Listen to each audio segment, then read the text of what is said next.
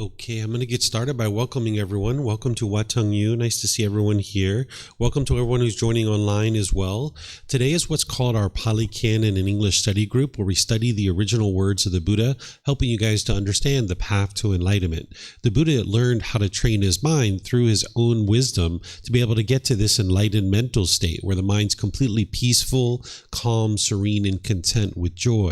This is a mental state that you can train your mind to be able to attain, where you no longer experience any discontent feelings. So all your anger, sadness, frustration, irritation, annoyance, guilt, shame, fear, stress, anxiety, loneliness, boredom, shyness, resentment, jealousy, all of this and others is completely eliminated from the mind. And this comes through training of the mind. So we start each one of our classes with some meditation. And then after our meditation, I'll explain to you guys what the Pali Canon English study group is. And we'll actually do the Pali Canon English study group together as a group. So if you'd like to join for meditation, the way that I do this is I start with some chanting to ease us into the meditation. I see many of you guys have the chanting sheets, which you're welcome to chant along. If you need a chanting sheet, they're over there on the cabinet near the bulletin board. And for those of you guys online, you can get these by going to buddhadailywisdom.com, click on free books, and then if you just scroll down towards the bottom, you'll see the chanting sheet, because we're going to be chanting as a way to ease the mind into meditation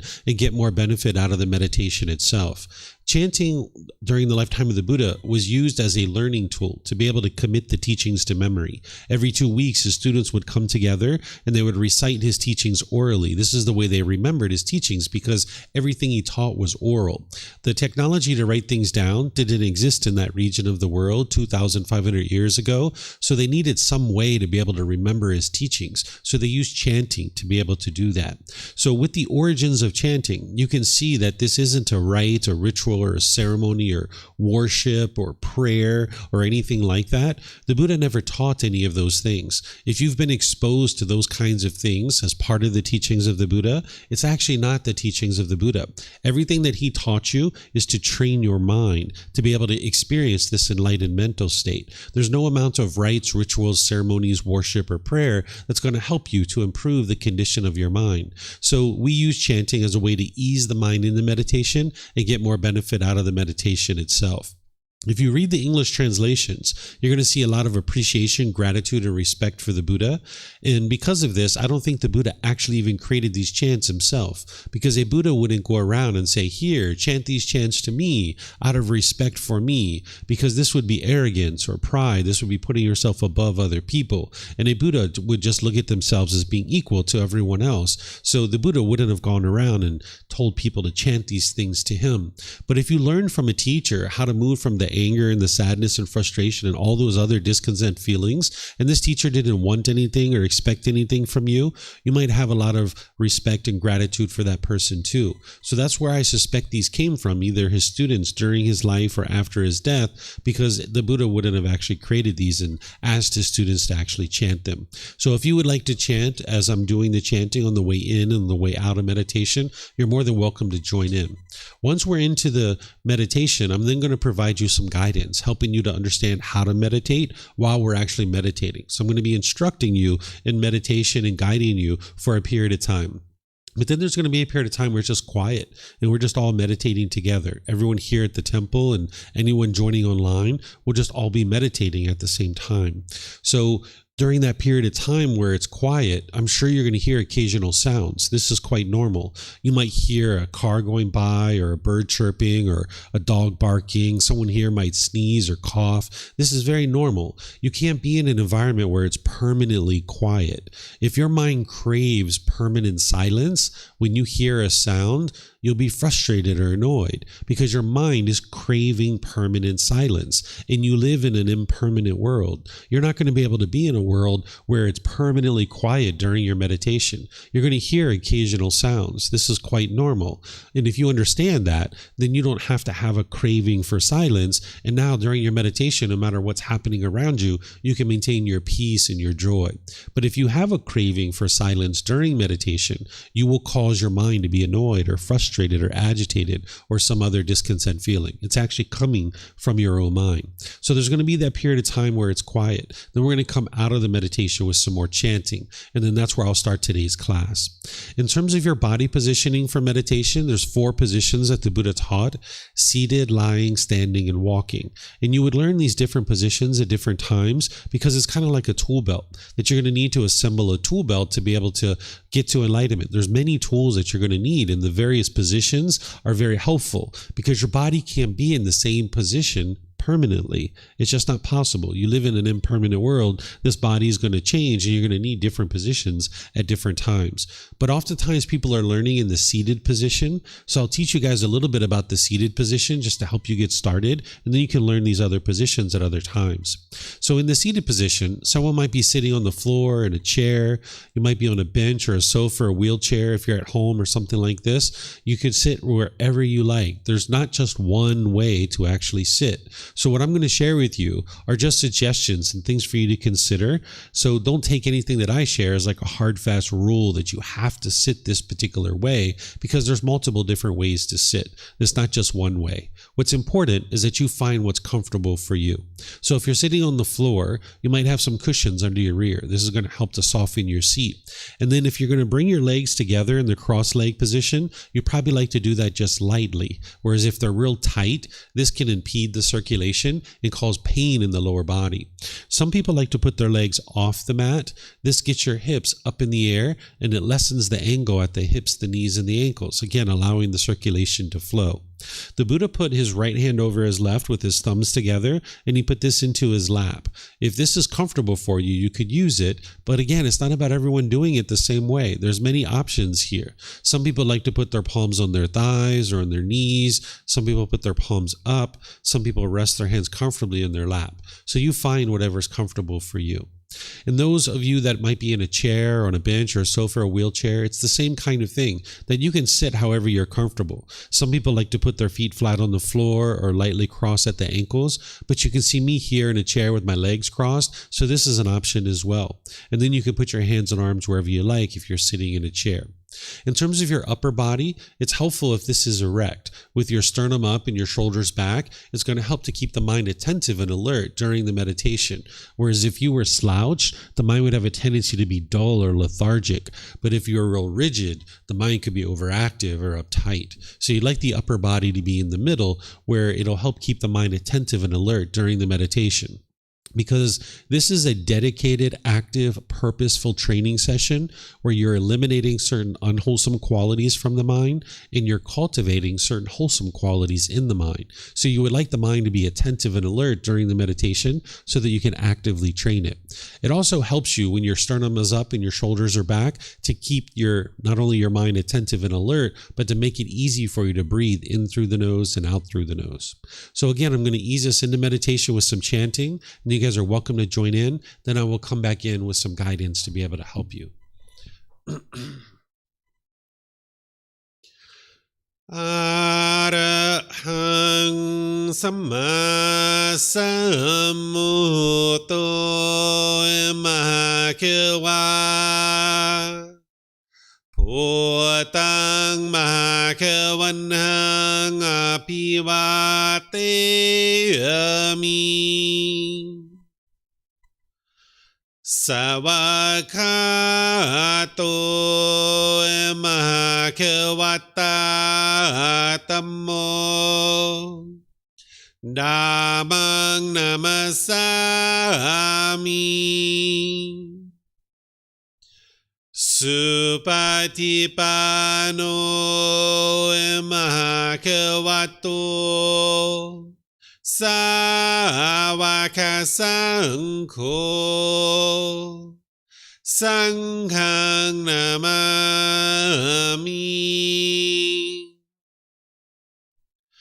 Namo Rasa Bhagavato Arahato Samma Sambuddhassa Namo Rasa Bhagavato Arahato Samma Sambuddhassa. Namo Tassa Bhagavato Arahato Samma Sambuddhassa. Iti piso bhagava arahang samma sambuddho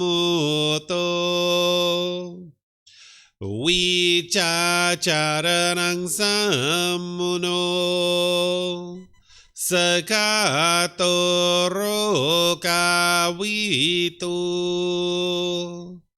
Anutero purisa Dhamma sati satatawa manusanang Bhutto Bhagavati.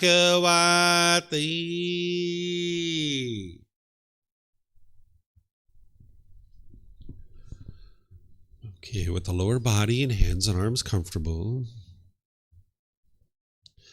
and the upper body erect. Just close the eyes and start breathing in through the nose and out through the nose. Here you're just looking to establish the breath. A nice, natural, steady, consistent breath. Not forced or controlled. Just a gradual inhale through the nose, experiencing the full breath. And then whenever you're ready, exhale out through the nose. Breathing in and out.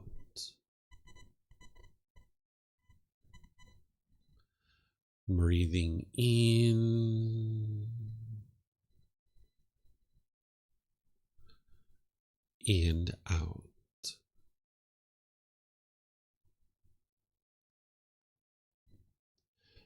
Your breath may not match up with the guidance that I'm providing, and that's okay. This is your practice. I'm just here for guidance. You can use this voice as a reminder that whenever you get to the next inhale, breathing gradually through the nose, developing a nice, natural, steady, consistent breath. And then whenever you're ready, exhale out through the nose, experiencing the full breath. Breathing in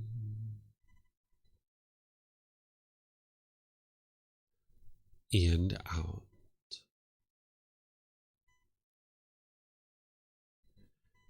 Breathing in and out.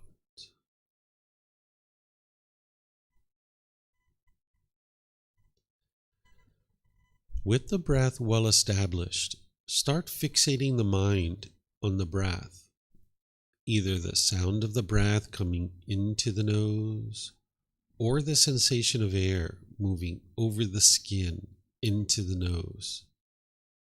The breath is the present moment. Fixate the mind on the breath, the present moment. Breathing in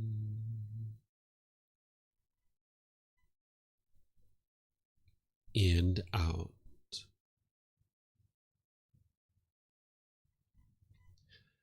Breathing in and out.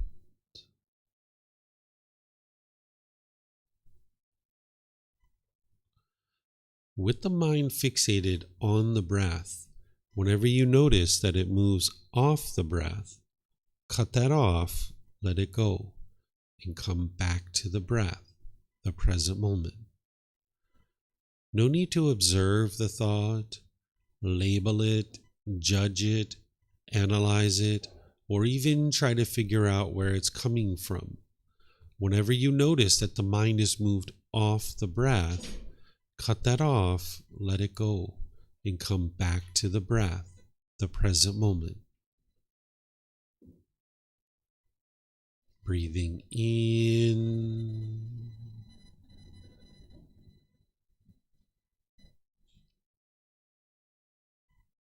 and out.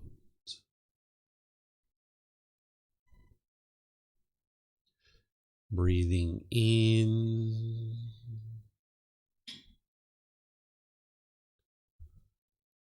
and out.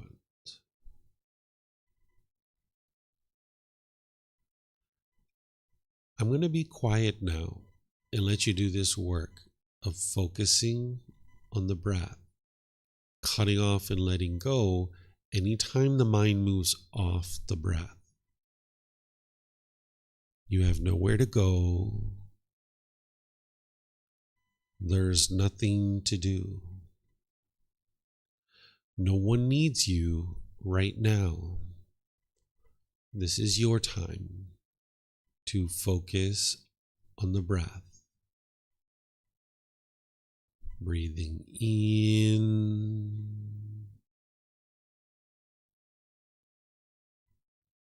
and out.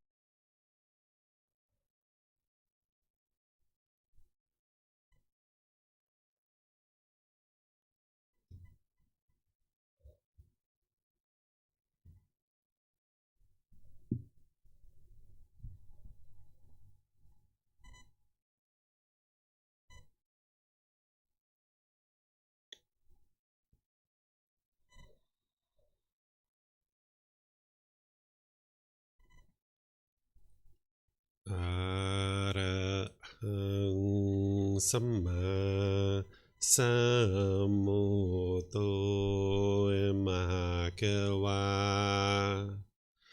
โอตังมากวันหังอภิวาเตมิสวากขาโตมหะวัตตาธัมโมธัมมังนัมสสามิสุปฏิปันโนภะคะวะโตสาวกสังโฆสังฆังนามามินะโมตัสสะภะคะวะโตอะระหะโตสัมมาสัมพุทธัสสะนะโมตัสสะภะคะวะโตอะระหะโตสัมมาสัมพุทธัสสะนะโมตัสสะภะคะวะโตอะระหะโตสัมมาสัมพุทธัสสะอิติปิโสมหะวาอะระหังสัมมาสัมพุทโธวิชาจารณังสัมมุโนสกขาโตโรกาวิตุอนุเตโรปุริสาดัมมาสติสัตตาตวะมนุสนังโอโตภะคะวะติ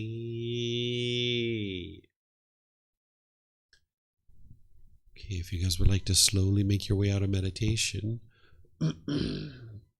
Once again, welcome to everyone. Nice to see everyone here this morning. Welcome to everyone who's joining us online as well. This is breathing mindfulness meditation. This is an important part of your practice to be able to train your mind to get to enlightenment. What this meditation is doing is training your mind to let go, let go, let go. Because what's causing your mind to experience things like anger, sadness, frustration, irritation, annoyance, guilt, shame, fear, stress, anxiety, loneliness, boredom, shyness, resentment, jealousy, what's causing all of that is your mind is holding on.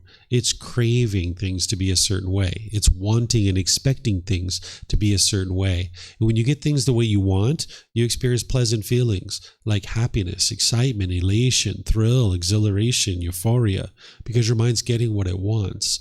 But when you don't get what you want, you experience painful feelings like anger, sadness, frustration, irritation, annoyance, guilt, shame, fear, stress, anxiety. So you can actually transform your mind where you don't experience this anymore, where your mind can be always peaceful, always joyful, always happy. But as long as your mind is holding on and craving for things to be a certain way, you can't experience that. The mind's craving permanence. If you can remember when you got your boyfriend or girlfriend, you might have been so happy when you first got this person in your life because you were getting this affection. You were getting somebody who was interested in your life. Maybe you guys were having great conversations. You're going to the movie. Maybe you're going to have food and have dinner. Maybe you were taking nice walks in the park and maybe even having sexual contact as well. That might have been very pleasurable for you. But at some point, your mind wasn't getting what you wanted from this person, what you expected. And that's where your anger and your frustration came in. And when you guys broke up, Your mind might have been holding on where you experienced anger and sadness and frustration or irritation or some other discontent feeling. You might have been lonely or bored. You might have been missing this person. This wasn't your love that was causing this. This was the mind holding on and craving permanence, wanting this person to be permanent in your life, when in reality, everything around you is impermanent. It's constantly changing. So as long as your mind's holding on and craving for things to be a certain way, wanting and expecting things to be a certain way, you can't be happy and peaceful all the time because the world is impermanent. So if you want your parents to be like this, if they're like that, you're happy. But if they're not like that, you're angry or frustrated. This is coming from your own mind. It's not your parents that are causing you to be angry or frustrated. Same thing with your brothers and sisters or your friends or family, other people in your life. If you have wants and expectations, when they do things your way, you'll be happy. But when they don't do things your way, you'll be angry or frustrated or some other discontent feeling.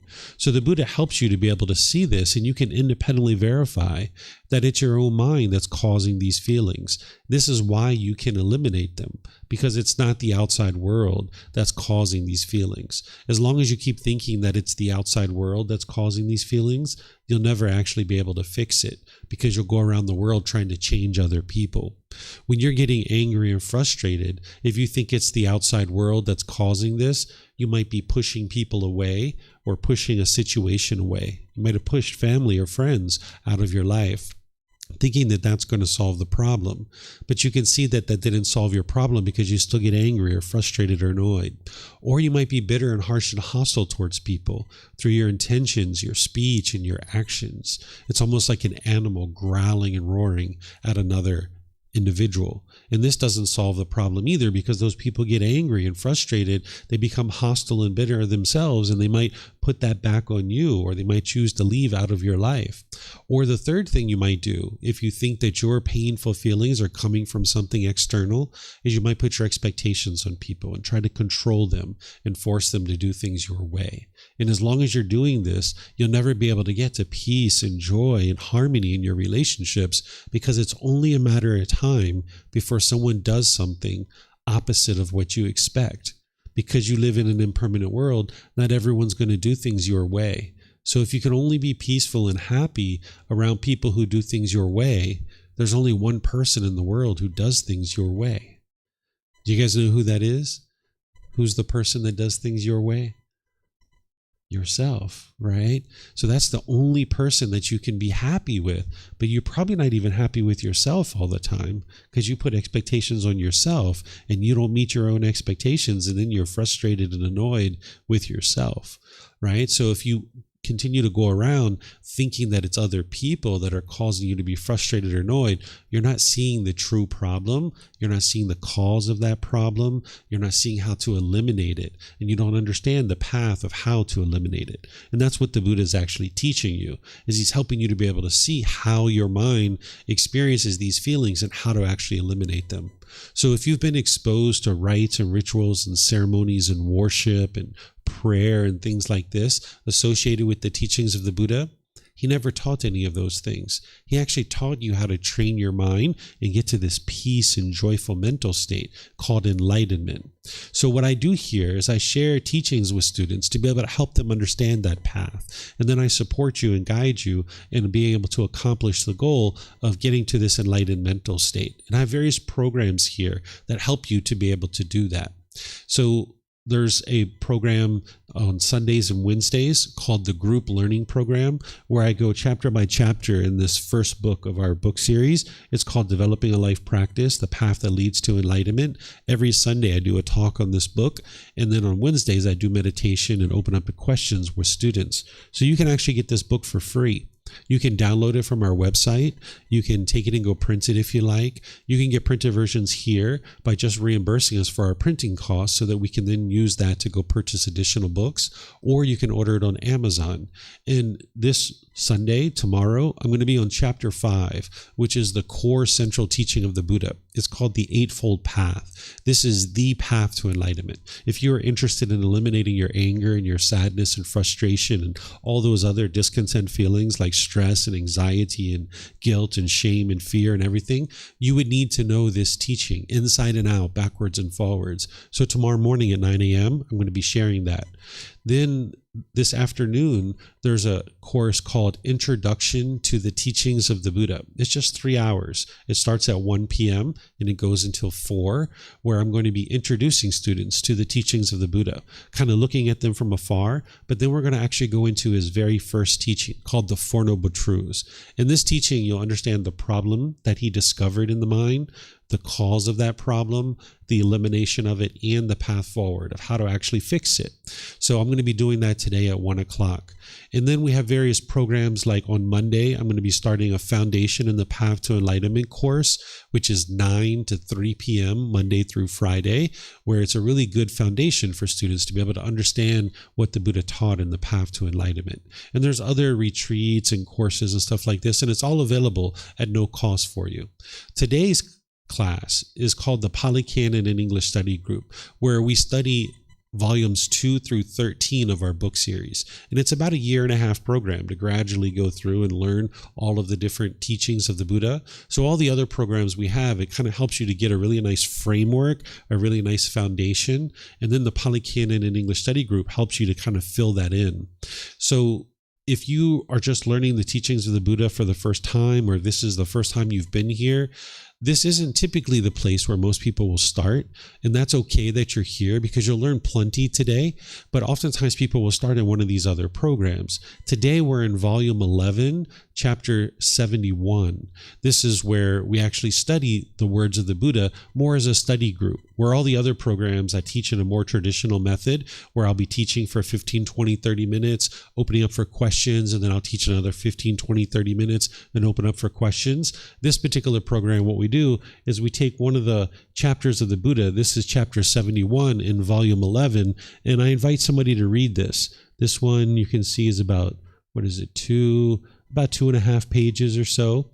I invite somebody to read this chapter, and then after somebody reads it, I will share some teachings on that, and then I'll open up to any and all questions that you guys have. This way you can kind of learn the words of the Buddha and what the Buddha actually taught using his own teachings. So if you would like to volunteer to read here at the temple, we have microphones here in the white bowl. If you could just come get a microphone and press the gray button, you're going to see the lights come on, and then if you can hold that up to your chin, we'll be able to hear you here at the temple, and they'll be able to hear you online. And then you can keep these microphones with you because you might have more than one question, or someone around you might have a question and you can share it.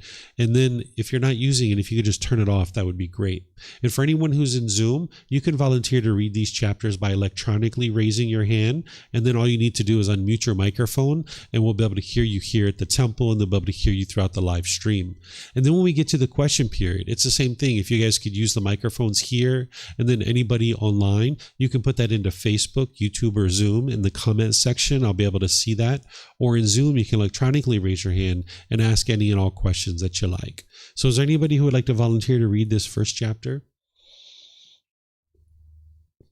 Richard? Yeah, sure. Help yourself. You might take more than one microphone because I think they're a little bit challenged with the batteries lately. We've had some issues. Hello? There you go. Okay. Yep. So I'll show you guys how this works, and I'll show you guys how to get help. But just remember what the Buddha is teaching you here is in volume 11, right? So typically students have a bit of a foundation before they get here. So if you don't understand it 100%, it's okay, because then I'm going to help you after Richard reads it. Go for it. So chapter 71, 3 basic meritorious activity. There are 3 phases of meritorious activity. What 3? Meritorious activity in giving, basis, meritorious activity. Richard, that's what I was mentioning. The microphones, they've been having some issues. If you get another one, you might have better chance of. Yeah, I'd like to figure out what's going on. Might be the batteries are just low. Hello, hello.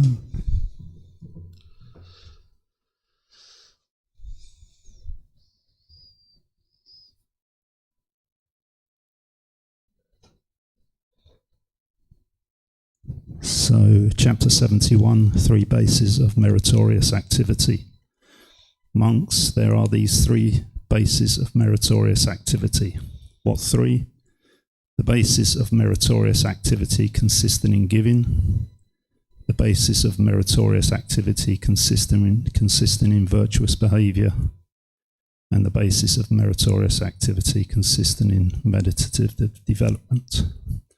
1. Here, monks, someone has practiced the basis of meritorious activity consisting in giving to a limited extent. He has practiced the basis of meritorious activity consisting in virtuous behaviour to a limited extent, but he has not undertaken the basis of meritorious activity consisting in meditative development. With the breakup of the body after death, he is reborn among humans in an unfavourable condition. 2. Someone else has practiced the basis of meritorious activity consisting in giving to a middling extent. He has practiced the basis of meritorious activity consisting in virtuous behaviour to a middling extent, but he has not undertaken the basis of meritorious activity consisting in meditative development. With the breakup of the body after death, he is reborn among humans in a favourable condition. 3. Someone else has practiced the basis of meritorious activity consisting in giving to a superior extent. He has practiced the basis of meritorious activity consisting in virtuous behaviour to a superior extent, but he has not undertaken the basis of meritorious activity consisting in meditative development. With the breakup of the body after death, he is reborn in companionship with the heavenly beings, the 4 great kings. There, the 4 great kings, who had practiced supremely the basis of meritorious activity consisting in giving and the basis of meritorious activity consisting in virtuous behaviour, surpass the heavenly beings, the 4 great kings, in 10 respects: in heavenly lifespan, heavenly beauty, heavenly happiness, heavenly glory, and heavenly authority, and in heavenly forms, sounds, odours, flavours, and physical objects. 4. Someone else has practiced the basis of meritorious activity consisting in giving to a superior extent. He has practiced the basis of meritorious activity consisting in virtuous behaviour to a superior extent, but he has not undertaken the basis of meritorious activity consisting in meditative development. With the breakup of the body after death, he is reborn in companionship with the Teachings of heavenly beings. They are Saka, ruler of the heavenly beings, who had practiced supremely the basis of meritorious activity consisting in giving and the basis of meritorious activity consisting in virtuous behaviour, surpasses the Teachings of heavenly beings in 10 respects: in heavenly lifespan, heavenly beauty, heavenly happiness, heavenly glory, and heavenly authority, and in heavenly forms, sounds, odours, flavours, and physical objects. 5. Someone else has practiced the basis of meritorious activity consisting in giving to a superior extent. He has practiced the basis of meritorious activity consisting in virtuous behaviour to a superior extent, but he has not undertaken the basis of meritorious activity consisting in meditative development. With the breakup of the body after death, he is reborn in companionship with the Yama heavenly beings. There, the young heavenly being Suyama, who had practiced supremely the basis of meritorious activity consisting in giving, and the basis of meritorious activity consisting in virtuous behaviour, surpasses the Yama heavenly beings in 10 respects: in heavenly lifespan, heavenly beauty, heavenly happiness, heavenly glory, and heavenly authority, and in heavenly forms, sounds, odours, flavours, and physical objects. 6. Someone else has practiced the basis of meritorious activity consisting in giving to a superior extent. He has practiced the basis of meritorious activity consisting in virtuous behaviour to a superior extent, but he has not undertaken the basis of meritorious activity consisting in meditative development. With the breakup of the body after death, he is reborn in companionship with the Tusita heavenly beings. There the young heavenly beings, Santusita, who had practiced supremely the basis of meritorious activity, consisting in giving, and the basis of meritorious activity, consisting in virtuous behaviour, surpasses the Tusita heavenly beings in 10 respects: in heavenly lifespan, heavenly beauty, heavenly happiness, heavenly glory, and heavenly authority, and in heavenly forms, sounds, odours, flavours, and physical objects. 7. Someone else has practiced the basis of meritorious activity, consisting in giving to a superior extent. He has practiced the basis of meritorious activity, consisting in virtuous behaviour to a superior extent, but he has not undertaken the basis of meritorious activity, consisting in meditative development.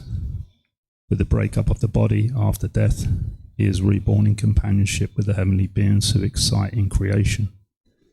There the young heavenly beings, Sunamita, who had practiced supremely the basis of meritorious activity, consisting in giving, and the basis of meritorious activity, consisting in virtuous behaviour, surpasses the heavenly beings who excite in creation in 10 respects: in heavenly lifespan, heavenly beauty, heavenly happiness, heavenly glory, and heavenly authority, and in heavenly forms, sounds, odours, flavours, and physical objects.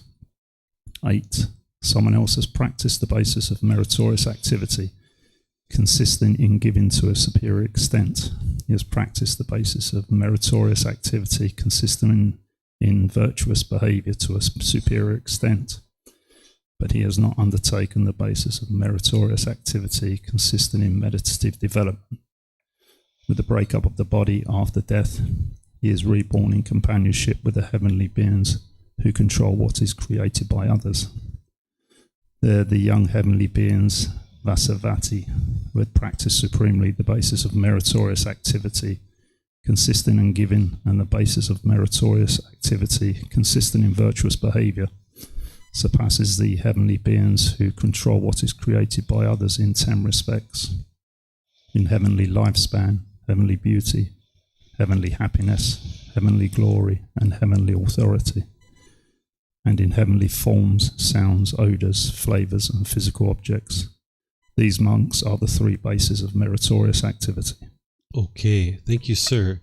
So this particular book that we're in, volume 11, is titled The Realms of Existence. This is a collection of teachings from the Buddha where he's teaching the 5 realms. He teaches hell realm, the animal realm, afflicted spirits, which are like ghosts, the human realm, and the heavenly realm. These are things that you can independently verify. None of the teachings of the Buddha are based in belief. You're not just believing a bunch of things and then hoping something good happens when you die. Instead, what the Buddha is teaching you how to do is how to get to a wonderful life now in this life. And he needed to be able to teach what's called the natural laws. How are things happening in the world, so that's what the wisdom that you're cultivating. When we talk about awakening to enlightenment, what you're doing is you're cultivating wisdom about the world around you. So the Buddha teaches these 5 realms because we're reborn in and out of these realms. If one doesn't get to enlightenment, then they will experience rebirth. If someone gets to enlightenment, they're not going to experience rebirth in the cycle of rebirth. And again, this is something that can be independently verified, that every single one of us have had countless previous existences in the past. You might not remember what those are right now, but as you journey on the path and you're eliminating pollution out of your mind, training your mind, there's the potential that you might start experiencing the memories of previous lives. And if this is occurring and you understand that this is normal, then you can be completely stable and steady in that situation. But if you didn't understand that that was normal, it could really shake you up, starting to have memories of your past lives, or if you started having communication with beings from these other realms, or if you started seeing these beings. Some people can see hell beings or ghosts or heavenly beings. So the Buddha taught these 5 realms of existence reasons, because this is the way the world truly works, and you might actually end up having experiences related to these things. So by understanding this, then your mind can actually be stable and steady when you're actually experiencing it. This particular section of the book, we're now in the section which is all about heavenly beings. So here the Buddha is talking about heavenly beings and some of the situations that one might be reborn into the heavenly realm. That's not the goal of the Buddha's teachings. The goal of the Buddha's teachings is to get to enlightenment in this life so that you can experience the peace and joy in this life. And then there isn't any rebirth after this. So your goal isn't to believe a bunch of things and then hope something good happens when you die. Instead, you're learning, growing, and developing, training your mind now to be able to get to a peaceful and joyful life now in this life. But here, this particular book, it's volume 11 and we're in chapter 71, but it's here for a reason, because there's a whole lot of other teachings that you need to learn first before a student typically gets to this point. But here the Buddha is talking about just some basic things that lead to rebirth into the heavenly realm, and a little bit about what the heavenly realm is about. And there's other discourses in this section of the book that is helping you to understand more and more about the heavenly realm and heavenly beings. But this particular teaching, it's actually connected to one of his more basic teachings. He has this very basic teaching where all of his teachings in the totality, they're very deep, they're very detailed. And the more you learn them, you'll be able to see how true they are. But there was a student one time that asked the Buddha, like, hey, can you just boil down your teachings for me? Like, what should I be doing on a day-to-day basis in order to be able to get to enlightenment? And the Buddha replied that there was 3 things that everybody would be wise to do to be able to make their way to enlightenment. There's more than just these 3 things that you need, but these are like the 3 things to really help you get started and ensure that you're doing on a daily basis. He talked about practicing generosity, which is giving. He talked about moral conduct and ensuring that you're improving your moral conduct or virtuous behavior. And he talked about practicing meditation. These are the 3 things that you would like to be doing on a daily basis, because what generosity is doing for you is training your mind to let go. Right? When you're giving and sharing with other people, it's helping you to train your mind to let go and not have selfishness in your mind. Where when you have craving, desire, attachment in your mind, which is the cause of your anger and your sadness and frustration and all those other discontent feelings, what I was talking about at the beginning of class, your mind's going to hold on to things. That's why you're holding on to that boyfriend or girlfriend, or you might be holding on to your food or your money or your clothes or your jewelry or your friends. You're holding on to things really tightly. It's like mine. And now when impermanence happens and these things are leaving you, it's very painful for you. When your boyfriend or girlfriend leaves or your bank account goes down, this might be very painful for you, but that's because your mind is holding on. If you wash your clothes and your clothes come out and it's ripped or torn, you might be frustrated or agitated. That's because you're craving permanence, wanting things to be permanent. So the generosity is training your mind to live open-handedly and be joyful in sharing with other people. And it helps to enhance the quality of your mind where you're willing to give and share, and reduces and eliminates your selfishness. Because oftentimes in the unenlightened state, we think that, okay, if I spend 3 hours doing this, I want this in return. Or if I spend 3 days doing this, I want this in return, right? And we need to have a certain amount of that in the mind in order to live life. That's why you have a salary at your job. Like you work a certain number of hours and then you need a certain income to be able to support yourself. But you would also be wise to give and share with the people around you, whether it's food or clothing or any number of different things that you might share. It would be wise for you to share with other people so your mind's not always just mine, that you're willing to share with others. And we're typically taught that when we're growing up as children, when we're playing with our toys. Our parents will typically teach us to share, right? But we don't normally understand why we're being taught that, right? And then as we age and we start working and we start making money and we start having to apply this effort to be able to get the things that we want, sometimes we become very selfish, unwilling to share with other people. So you would be wise to share daily. Find ways to share your time, your effort, your energy, and your resources without any expectation of anything in return. And you can do this by integrating it into things that you're already doing. It doesn't have to be an enormous amount of time or resources. It's not about the amount, it's about the frequency. If you're frequently sharing with other people, this is going to really help your mind. So for example, if you're on your way into a store and there's someone behind you, you could easily hold the door for them and let them go first. That's generosity.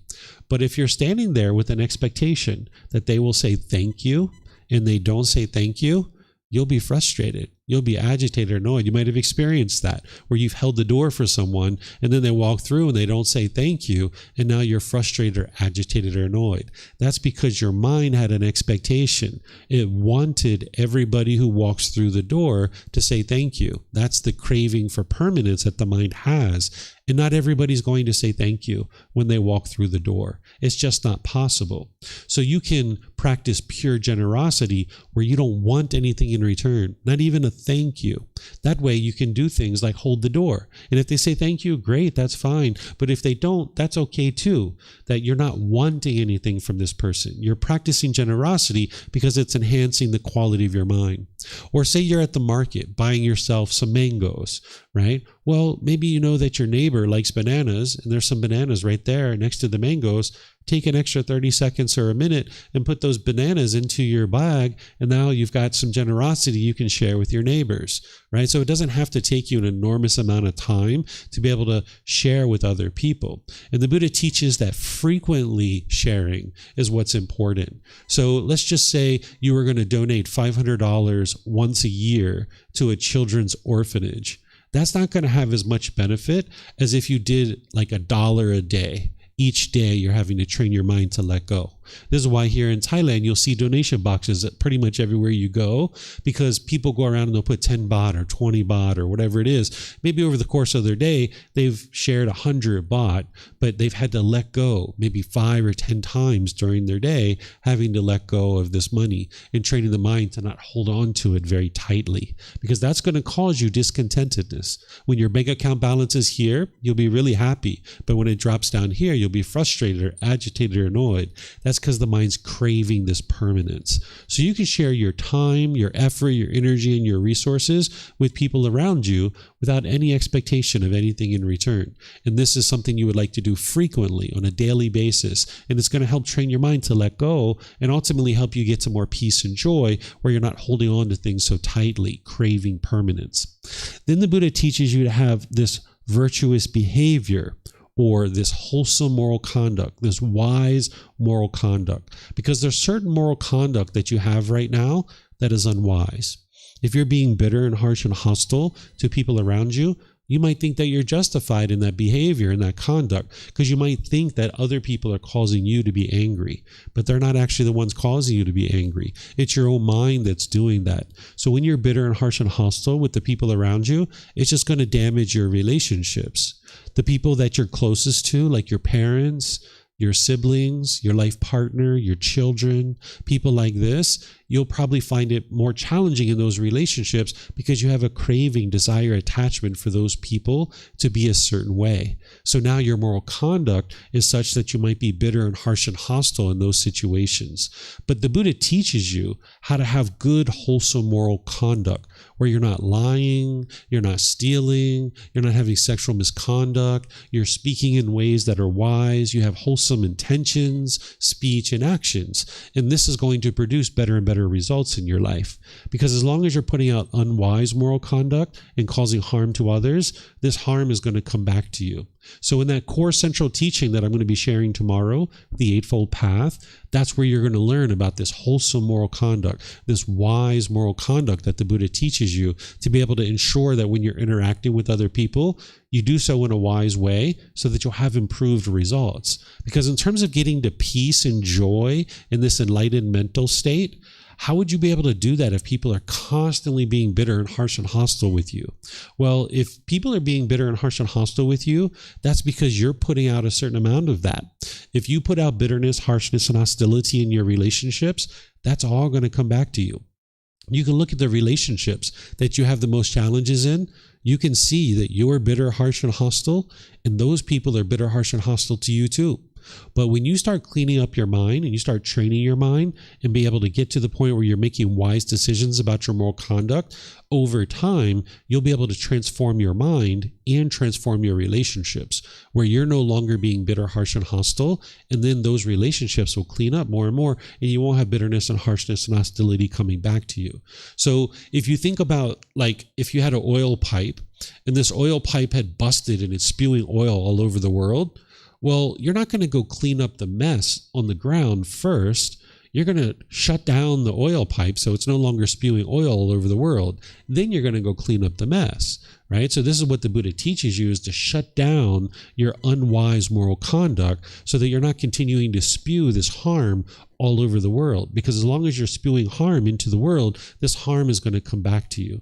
So when you learn about the moral conduct that the Buddha teaches you, terms of intentions, speech, and actions, and even your livelihood about how you choose to support yourself, this is going to help ensure that you're not causing harm to others, and then you're going to see less and less harm coming back to you. So the Buddha teaches us on a daily basis to be working on improving your moral conduct in the way that you interact with other people, and this is going to produce wholesome results in your life because now your relationships will drastically improve. So that's the second thing that the Buddha teaches as part of what's called the way of practice. And then the third thing that he teaches is meditation. There's plenty of other things that the Buddha teaches you, but these are the three things that you need to learn: is practicing generosity, improving your moral conduct, and practicing meditation. There's 4 meditations that the Buddha taught. Those are the only 4. Nowadays, you'll see hundreds and even thousands of meditations in the world. And a lot of these meditations are actually taking your mind in the opposite direction of enlightenment. So it's important to understand, what did the Buddha actually teach about meditation? And that's why when you study his original words, you'll be able to see what he actually taught about meditation. This whole book series that I give away at no cost to everybody, it's going to help you to be able to see, what did the Buddha actually teach. So if you learn and practice what he taught, that's what's actually going to lead to your enlightenment. There's a lot of misunderstandings in the world about his teachings. And if you're learning those things, you're not going to be able to experience the peace and joy that the Buddha taught to get to this enlightened mental state. But by practicing his actual teachings, learning with his actual words, and then practicing that, you'll actually see the transformation. And meditation is an important part of training your mind. There's more than just meditation that you need, as you can hear me talking about generosity and moral conduct and things like this, but meditation is an important part of that. So that's what he's really honing in on, is these 3 things that are like 3 basic things that each individual practitioner is going to need to practice: is generosity, improve your moral conduct, and meditation. And then he's going through and he's talking about these different scenarios of individuals who maybe either practice these things just a little bit or not at all. And then he went through these different scenarios where the person was increasing the amount of generosity or the improvement to the moral conduct or meditation. And then he's talking about kind of where they're going to be reborn. He's just helping you to be able to see true reality. Ultimately, you would like to get to enlightenment in this life. You're not interested in rebirth. Going to the heavenly realm, it's not a permanent existence. Nothing around you is permanent. So if you think you're going to die and go to heaven and you're going to be there forever, it's not true. Heavenly realm is not permanent. You can see around you, everything is constantly changing. It is impermanent. This is a natural law. It's a universal truth that everything is constantly changing. You're not going to go to a bad place like hell forever, and you're not going to go to heaven forever if you're reborn. The goal is to get to enlightenment in this life and not experience rebirth. But if someone is reborn, then if they go to the heavenly realm, it's not a permanent existence. They're still in the cycle of rebirth, and they still need to get to enlightenment. So that is not an ideal existence, because those beings tend to be complacent in the heavenly realm because it's so pleasurable there. As you can see, the Buddha is starting to explain that a little bit, that they tend to be complacent. So the same things that lead to enlightenment, if you fall short of that for any reason, it will tend to lean towards being reborn into the heavenly realm. So that's why the Buddha is talking about these 3 things of generosity, moral conduct, and meditation, that these are the same things that he teaches to be able to get to enlightenment. But if for some reason someone falls short of enlightenment, there's the potential to be reborn into the heavenly realm. But that's not the ultimate goal. And that's not what the Buddha is motivating you or encouraging you to do. If you look at the totality of his teachings, he's teaching you to actually be be able to get to enlightenment and how to be able to do that. So I don't know that we need to go through this in detail, because what's really important is that you practice generosity, moral conduct, and meditation. But if there's anybody that has questions about any specific aspect of this or anything that I shared, you're welcome to ask questions. Remember here, if you guys could use the microphones to ask questions, and then online you can put that into Facebook, YouTube, or Zoom, or you can raise your hand in Zoom and ask any questions you like. So does anybody have any questions about anything I've been sharing? No questions here? Okay. Let me see if we have anything online. Yeah, you have a question? Yes, ma'am. Can you get a mic? Oh, Richard's going to let you use that one. Probably just need to turn it on.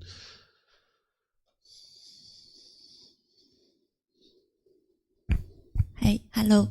Thank you for all this introduction. And now I have one question. So now there are so many religions around the world. We have different gods. I don't know what is the wording is correct. Is there always something who controls the words, like Jesus, Buddha, or like I come from China, we also have the Taoism. Maybe it's not a person, it's like who set the rule for the world. How do you think the difference is for the different religions? Yeah, so there's a lot of similarities between these things, because what they're tapping into to a certain degree is what I refer to as the natural laws of existence. And the Buddha refers to it this way too. The Buddha was fully awake. He was fully enlightened. He understood the natural laws inside and out, backwards and forwards. That's why his mind was so peaceful and joyful, right? Because if you live in a world that you don't understand, you'll struggle and you'll have difficulties. That's what the stress and the anxiety is all about.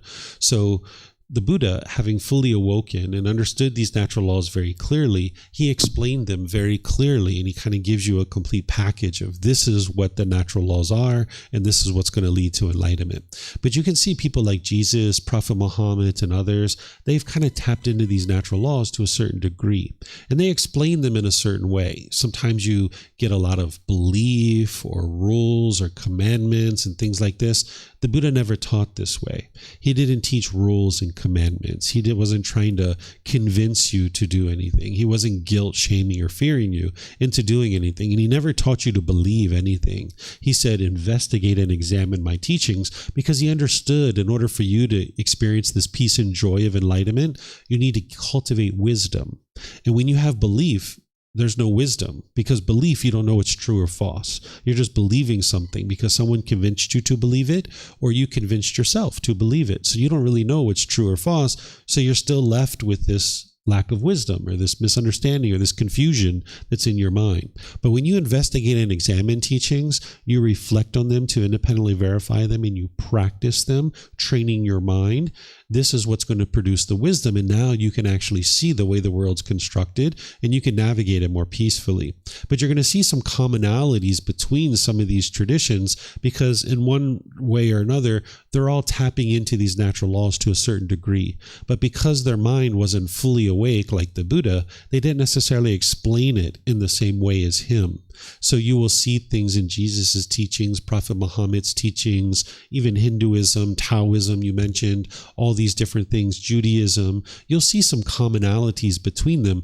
But in my opinion, the Buddha gave us this complete package because his mind was fully awake and he understood it 100%. And he taught it in a way that helps you to be able to be in control of your own destiny, that you're not believing anything, that you're cultivating wisdom to be able to progress towards this enlightened mental state where you can see that your mind is actually making progress in this life. Where a lot of times what people are teaching you is to believe a bunch of things, follow a bunch of rules, and then if you do that well enough, when you die, something great's going to happen for you.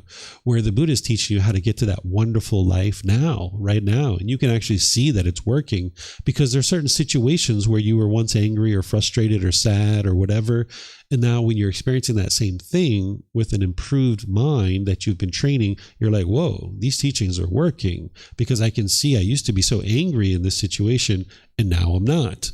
right? So the Buddha's teachings gives you tangible evidence in this life to verify his teachings, but then to also see that you're actually making progress, which to me is very unique, that we don't usually see that in teachings, because it's usually believe a bunch of things, hope something good happens when you die, follow these rules and commandments. Oftentimes what you see is people are describing the way the world should be, and if everybody follows these rules and commandments, then the world will become a better place. But instead, what the Buddha is teaching you is how the world is. He's not teaching you the way the world should be. He's teaching you the way the world is. And now when you understand how that world is, you can navigate it more peacefully and joyfully. And that's what's going to lead to this enlightened mental state through having cultivated wisdom. That's what's going to help you. Yeah, you're welcome. Okay. I don't see any other questions anywhere. All right, so let's see what our next chapter is here. Thank you again, Richard. By the way, what you guys have in these books, volumes 2 through 13, is you've got the words of the Buddha. You've got a reference here, which takes you back to the original source teachings. The original source teachings, the Pali Canon, is in 45 large volumes of books that are this thick. So here, this particular book series is like an extraction of the Pali Canon. So this particular reference will take you back to the original so you can see where this came from. Then you've got words from me that are helping you to be able to integrate this into your day-to-day life. So here you can see we just talked about generosity, moral conduct, and meditation, and help people to understand what these are and how to integrate this into your life. Okay, so here, let's see what this chapter is all about. Yeah, we can read this one. Is there someone who would like to read chapter 72? Yes, you would like to read? Yeah, if you could come get a microphone, that'd be great. We have this one we know is working. You just need to press the gray button to turn on the lights.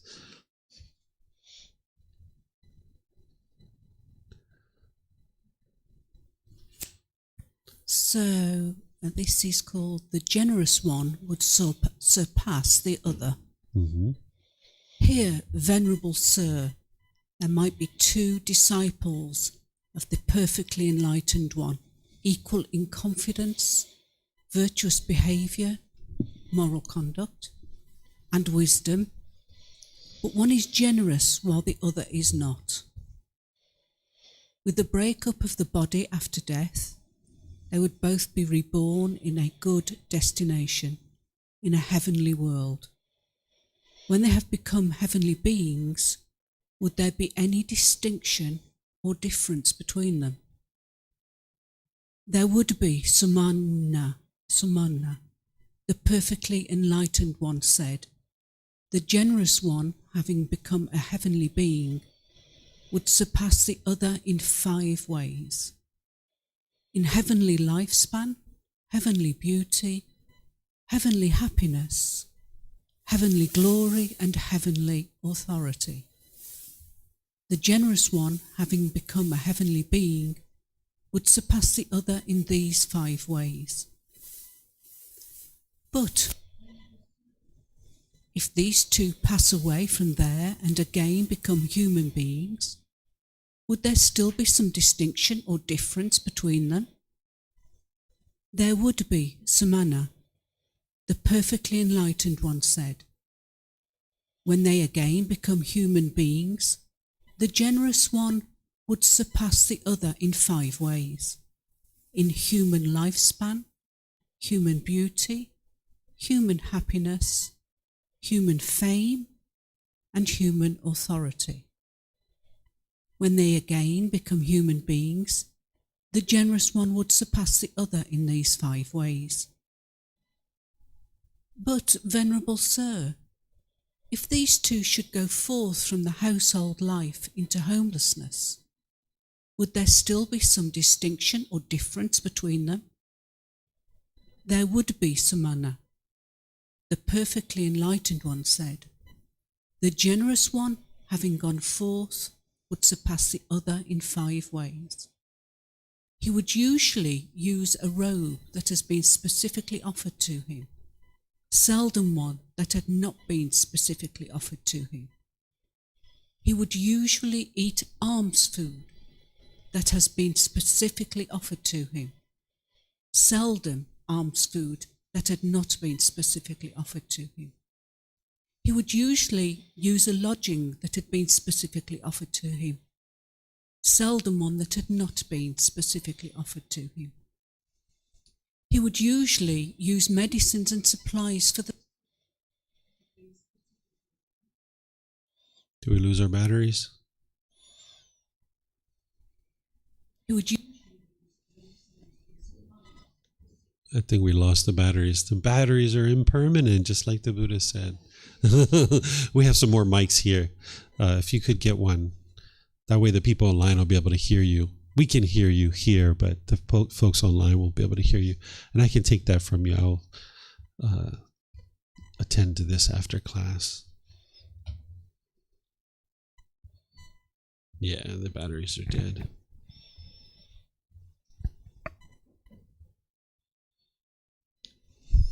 He would usually use medicines and supplies for the sick that had been specifically offered to him, seldom those that had not been specifically offered to him. His fellow monastics, those with whom he resides, would usually behave toward him in agreeable ways by bodily, verbal and mental action, seldom in disagreeable ways. They would usually present him what is agreeable, seldom what is disagreeable. The generous one, having gone forth, would surpass the other in these 5 ways. But, Venerable Sir, if we both attain arahantship, would there still be some distinction or difference between them after they have attained arahantship? In this case, Samana, I declare there would be no difference between the liberation of one and the liberation of the other. It's outstanding and amazing, Venerable Sir. Truly, one has good reason to give alms, a donation, and do meritorious deeds, since they will be helpful if one becomes a heavenly being, again becomes a heavenly being, or goes forth. So it is, Sumanna, so it is, Sumanna. Truly, one has good reason to give alms and do meritorious deeds, since they will be helpful if one becomes a heavenly being, becomes a human being, or goes forth. This is what the perfectly enlightened one said. Having said this, the fortunate one, the teacher, further said this. As the stainless moon moving through the sphere of space outshines with its radiance all the stars in the world, so one accomplished in virtuous behaviour, a person endowed with confidence, outshines by generosity all the selfish people in the world. As the 100-peaked rain cloud, thundering, covered in lightning, pours down rain upon the earth, overwhelming the plains and lowlands, so the perfectly enlightened one's disciple, the wise one accomplished in vision, surpasses the selfish person in 5 specific respects: lifespan and glory, beauty and peacefulness, possessed of wealth. After death, he rejoices in heaven. All right. Thank you so much. Good job. I think you have a career in reading if you don't already do that. That would be maybe audio books, right? Very good. All right. So what we've got here is we've got a discourse where a student is asking the Buddha a question, and this is a very common way that the Buddha would teach. His students would just ask questions and then he would just answer their questions, right? He wasn't trying to convince anybody or force anybody to do anything. He was just helping them to understand what it took for him to get to that enlightened mental state. So this particular student is saying, hey, there's these 2 people. They both have confidence, virtuous behavior, and wisdom. Right? When we talk about confidence, that means confidence in the Buddha, in his teachings, in the community that you're part of, confidence in your teacher, confidence in your own ability to get to enlightenment. That's what it means to have confidence, that you've eliminated doubt. And then we talked about virtuous behavior earlier, like how you choose to conduct yourself in your day-to-day life. And then your wisdom is the wisdom about these natural laws and understanding the world around you. So this particular student is saying, hey, there's these two people and they're equal in confidence, virtuous behavior, and wisdom. But one is generous and one is not. And now this student is trying to figure out, well, what's going to be the difference between these two individuals? Well, if one is reborn into the heavenly world, that's what the first question is about. The Buddha is saying, yeah, there's a difference between the generosity, that because of the generosity, this one individual is going to experience improvement in the heavenly realm that this other person who's not generous isn't going to experience. So then the individual says, well, what if they're reborn from the heavenly realm and they come back into the human realm? Because as you guys heard me share earlier, the heavenly realm is not permanent. You can see it here in the words of the Buddha. Right? There's talk about someone who's reborn from the heavenly realm back into the human realm. And the Buddha says, yeah, there's a difference between these two people, that they're going to experience differences. The one who was generous is going to experience this improved things that he's talking about here: the lifespan, the beauty, the happiness, the fame, and the authority. And then the individual says, well, what if these individuals, both of them, one was generous in the past and one was not? They both had confidence, moral conduct, and wisdom, but one was generous and one was not. What if they became ordained practitioners? That's what it means to go forth from the household life into homelessness. That means to become an ordained practitioner. So the Buddha's now replying about what the difference would be between the person who was generous versus the person who was not. So the person who was generous, as you can see here, they're experiencing generosity. People are practicing generosity with them, that they're giving them robes, they're giving them alms food, lodging, medicines, and then talking here about agreeable versus disagreeable things. So there's benefit there to practicing generosity, because your mind, having eliminated a certain amount of selfishness and practice generosity, you're going to see generosity being practiced back with you. That shouldn't be the reason why you practice generosity. You need to practice generosity with just one goal in mind, to enhance the quality of your mind. But the Buddha is showing you this cause and effect, that by you practicing generosity, there's these benefits that one is going to experience. Then ultimately, what this student asked is, what if they both attain arahantship? What that means is that they both got to enlightenment. If they both get to enlightenment, the student is saying, well, what's going to happen then? Because they're both having confidence, moral conduct, and wisdom, but one was generous in the past and one was not. Well, if they both get to enlightenment, the Buddha says they're both the same. They're both going to be experiencing the same liberation of mind. Because by the time two individuals get to enlightenment, it doesn't matter what's happened in the past. Both of their minds are completely peaceful and joyful. They're going to be experiencing the same qualities of mind, right? So that's what the Buddha is describing here about having gotten to enlightenment. But then he goes on. This is really telling what he shares here. I really like the words that he's sharing here, where he's saying how as a stainless moon moving through the sphere of space outshines with its radiance all the stars in the world, so one accomplished in virtuous behavior, a person endowed with confidence, outshines by generosity all the selfish people in the world.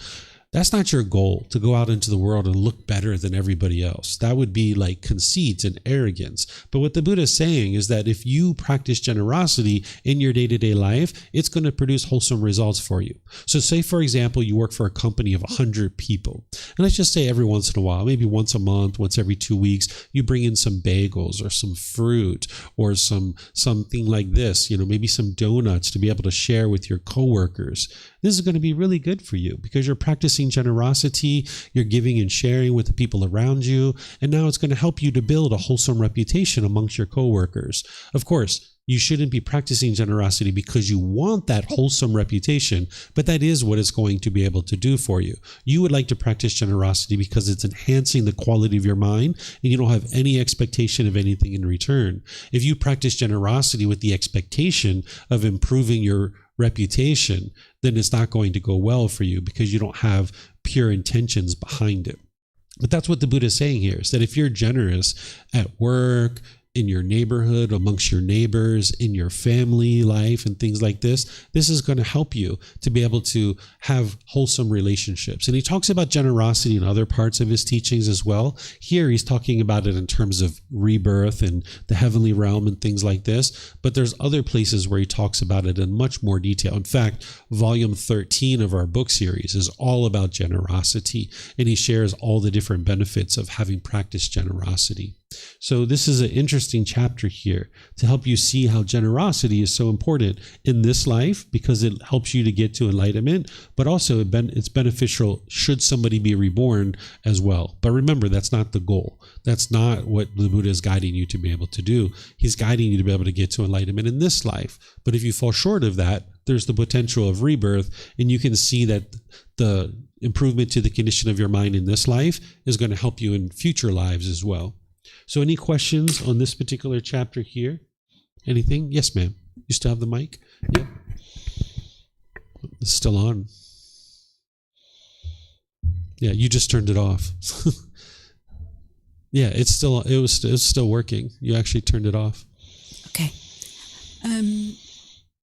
So sometimes I want to be generous because I want to help the person. I want not for anything to come back. So it's not just for me practicing giving. It's because I want to make the other person happy in some way, whether it's giving somebody without food, giving them some food or whatever. And I see other people nodding. But you never mention that as being another possibility. The reason why is because there's still an expectation there, and you're wanting something. You mentioned, I want to make them happy. But the reason why people get happy is, at least a conditional happiness, is based on some condition. If I have this material object, I will be happy. And if I don't have it, I will be sad or frustrated. So if you have an expectation that they will be happy, when you give them something, if they're just like, oh, okay, thank you, and they're not happy, now you're going to be sad. You're going to be frustrated because your expectations aren't getting met. Or if you have the expectation that I'm going to give this to this person because I want to help them, well, now if they choose to give it to somebody else, you're going to be sad. You're going to be frustrated because your expectation isn't getting met. So you need to be able to practice generosity without any expectation of anything whatsoever. And that's what's going to protect your mind. Whereas if you have expectations that this gift is going to do a certain thing, well, now if that expectation doesn't get met, you're going to experience painful feelings. So the Buddha teaches you how to practice generosity without any expectation of anything in return. Because if somebody receives a gift from you and then gives it to someone else, for example, you need to be completely comfortable with that you didn't give the gift with any expectation that they will absolutely use what you gave them, but you're just giving it to enhance the quality of your own mind. That'll protect your mind. Okay. All right. So what I'm going to do is just end class here by thanking all of you guys for joining. Thank you for your interest to learn the teachings of the Buddha. What I do in this particular class is I just do meditation with you guys and just go as far as we can go in a certain period of time. In the evenings, I teach a class at 9 p.m. on the same content, but we cover all 10 chapters. And I do this online from home where I just cover all 10 chapters. We actually don't meditate because a lot of those students have been studying with me for long-term time. They're already meditating on their own. So we just do all 10 chapters in a given week. So if you're interested in learning more about these topics, you're more than welcome to join that class through YouTube or Facebook or through Zoom, or even watch the recording. If you're interested in really getting started to understand the teachings of the Buddha, today at 1 p.m., the Introduction to the Teachings of the Buddha course would be ideal for you, because that's like the very beginning. That's like the first place for someone to be able to start understanding his teachings. I'm going to help you to understand his teachings from afar, but then I'm going to go in and teach you the very first teaching, where that's where you would start. The Buddha would encourage people to start with what's called the Four Noble Truths. And I'm going to teach you in a way that you can independently verify what is the problem in the mind, the cause of that problem, the elimination of it, and the path forward. So if you're really interested in being able to peer into the teachings of the Buddha in a way to really get started, this afternoon would be ideal for you. And even tomorrow too, at 9 a.m., I'm going to be teaching the Eightfold Path, which is the core central teaching of the Buddha. That's another great place to really get started. And then next week on Monday through Friday from 9 to 3, it's the Foundation and the Path to Enlightenment course. You can come to any part of that you like. That's another great place to get started. And we finished that course off on Friday where I take students on a tour and we go outside the city to visit 2 different temples. So sometimes students just come for the tour. You're welcome to do that too. So you can come and go out of any of these courses that you like. But these are 3 opportunities for you guys to be able to learn in the next few days and really start to understand what the Buddha taught, because it's no fun being angry or sad or frustrated or feeling guilt or shame or fear, any of these other feelings. You can actually eliminate them. You don't have to walk around with stress and anxiety the rest of your life, but you're going to need the wisdom of knowing how to actually eliminate it. So if you'd like to do that, you're more than welcome to come to any of these classes. So if there's anything that you guys would like to talk to me about, feel free to come let me know. I'll be able to help you get plugged into these options, because not only can you learn here, but you can learn when you go back home too, because we live stream all of our classes. So they're available for you either as a live class or you can watch the recordings, and we have various resources to be able to help you as well. So whatever you choose to do today, have a very wonderful and lovely rest of your day. We'll see you next time. Sawadee krap. Sawadee krap.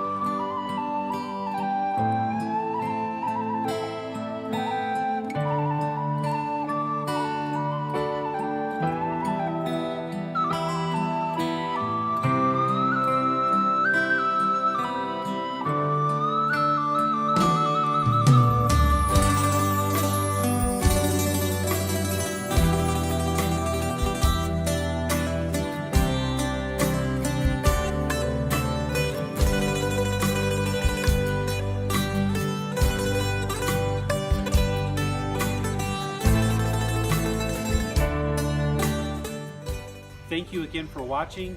Enjoy your meditation. Look forward to seeing you online and answering any questions that you might have. Thank you so much.